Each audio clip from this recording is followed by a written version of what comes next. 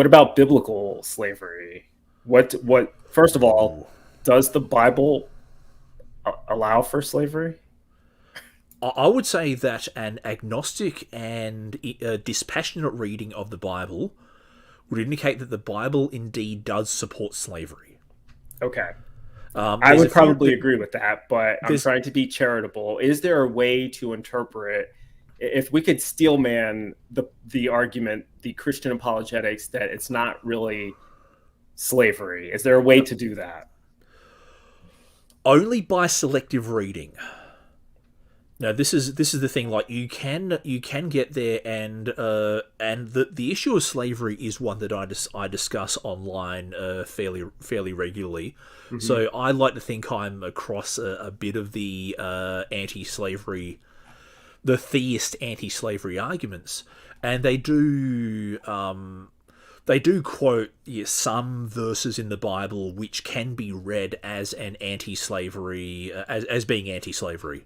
Let me guess, Philemon Yes, Philemon, or and Philemon, also however you some, I think someone said the Beatitudes as well, and I think the verse where Jesus said, "Whoever you do to the least of these, you do to me," with the pronounce. implication that slaves were the lowest in that society.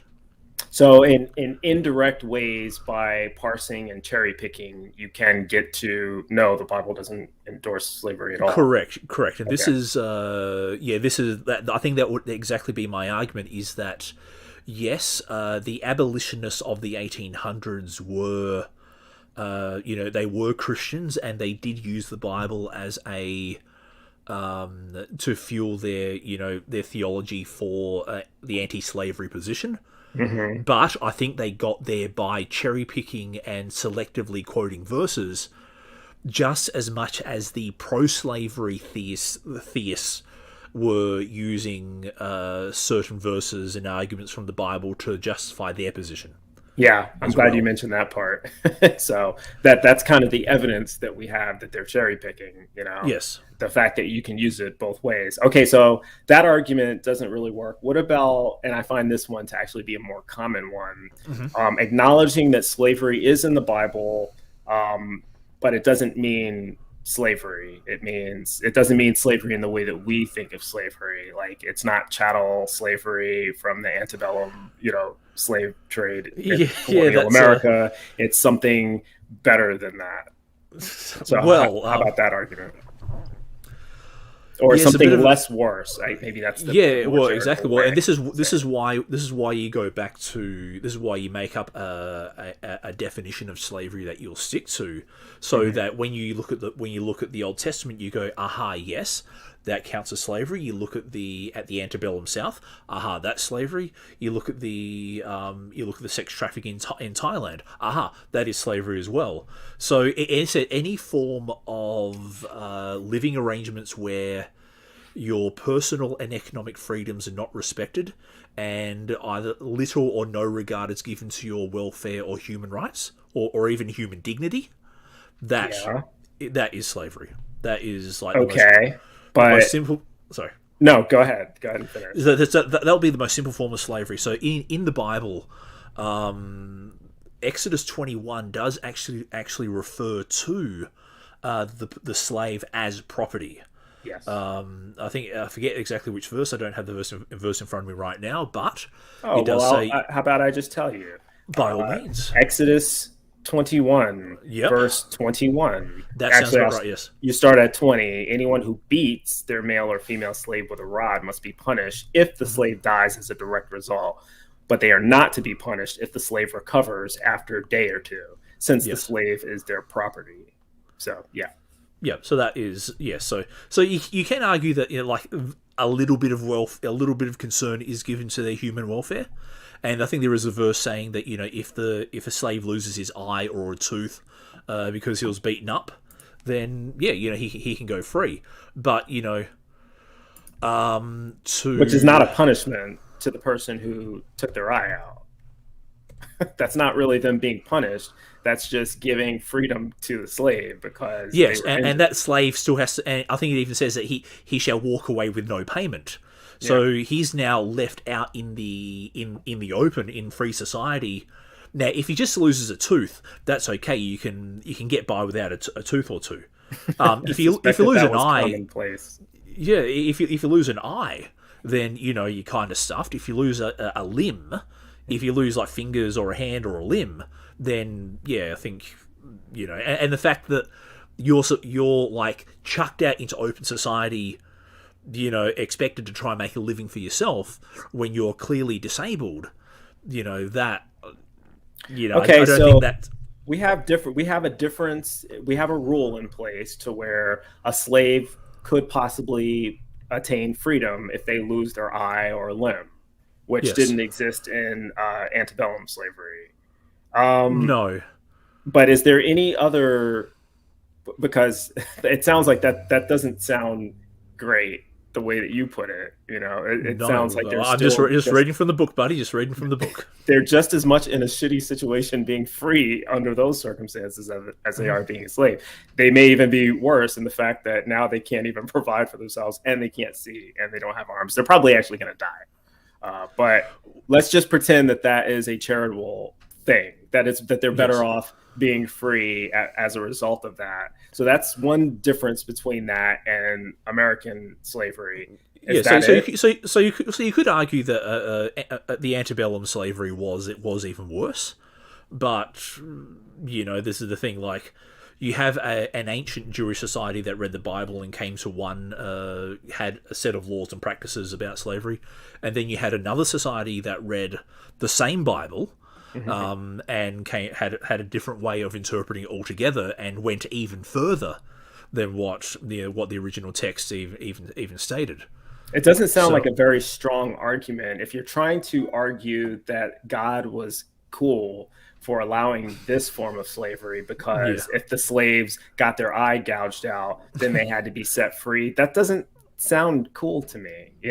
It sounds less shitty maybe than them having to still be slaves like they were in the United States, but not good. So that doesn't really sound like a good argument for the Christian apologist. No, it's more of an ad hoc justification. Like, if we were to, let's say, if we were to implement slavery today in this day and age, would we make a provision that says, if you lose an eye or a hand or a tooth or something, you can go free without any payment and you're on your freaking own? It depends on what you mean by we. So I'm trying to figure out, different apologetics that are used to explain away biblical slavery. The first is that it doesn't say what it says, and then you can kind of, that's cherry picking. And then the second one is to acknowledge that it says what it says, but to frame it in such a way that it's not really that bad compared to what we think. So that somehow makes it more actually, Bryce, it's just on that. I'll add another one. I know answers in Genesis usually use this one, where the word is better translated as servant or bondservant, not slave. Right. And I'm familiar with this one. I was actually going to go there next. Oh, okay. But thank you for bringing it up. So the word is better translated as servant, bondservant.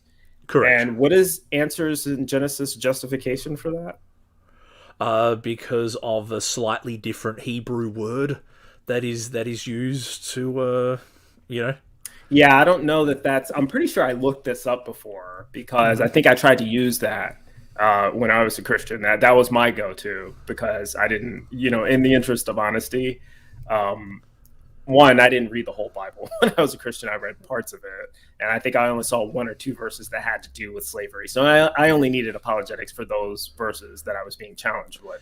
Exodus 21 being one of them. But I settled on the, it's not really slavery. It's the happy, friendly slavery. It's servitude. It should be called being a servant. It's a translation issue. But then this means that God is powerless to stop his word from being mistranslated to give the wrong impression. Yeah, and it also means that God is okay with servitude, as though that's morally permissible, which it's not. That's the other thing. Like, my understanding of my moral compass has shifted as I've become a secular humanist to recognize that servitude is not moral either. You know, especially when it's not something that the person can like get out of. You know, we talked about Indeed. this at the beginning. They can't like Indeed. cancel their contracts. No, no, exactly. And just on one of the other points where like slavery back then wasn't as bad as what we think about it is today.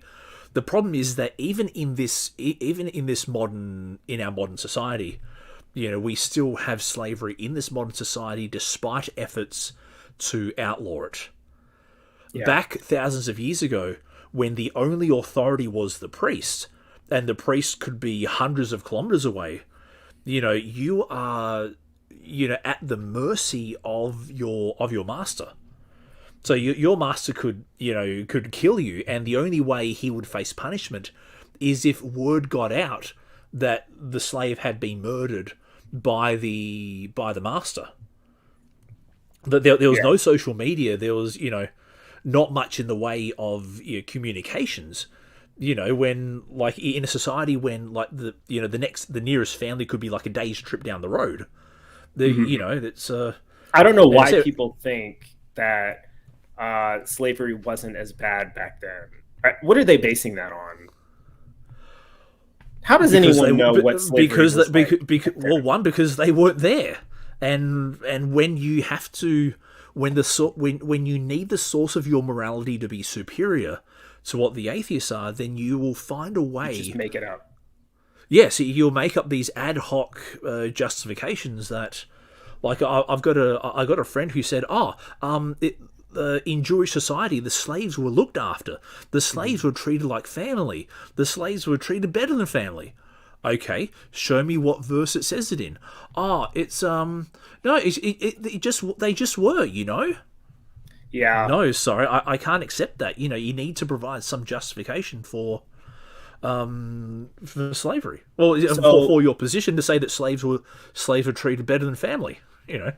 Yeah, and it's particularly damning. I mean, we didn't bring in the most damning evidence for why that apologetics argument doesn't work either. The idea that it was only indentured servitude, blah, blah, blah. I mean, first of all, if you have indentured servitude where you're allowed to beat your servants, that's immoral. You should recognize the immorality of that, even if you're going to appeal to that nonsense. No one would agree to be an indentured servant where you get to. Well, actually, and just on that, Bryce, indentured servitude was only limited to Hebrew men as well. Well, I was getting to that next. So you're right. So the indentured servitude aspect of Exodus 21, where in the beginning of the passage, it's talking about your fellow Hebrews selling themselves into slavery, and the men are to be let go after 7 years, right? The year of Jubilee, but the females are not to be let go. The lack of empathy that a lot of believers have for their fellow human beings to even propose that some of these things are moral. I mean, indentured servitude with beating. If you're okay with, if you're going to call God good because he allowed the type of indentured servitude that allows beating, that's you don't have any empathy for your fellow man. No. And then if we go later in Exodus, we see that, well, actually, hold on. The Hebrew man can become a slave for life because that verse says, like, if the master gives the man a wife, right, the wife and kids, when the man finishes his period of servitude, stay. Wife and kids, they stay because they're the property of the master. Yeah. So you can if he wants to stay with his wife and kids, then you get to pierce his ear. It's basically like a blood oath to where he is now your servant for life. And so, gotcha, bitch. Like, that's what they would say.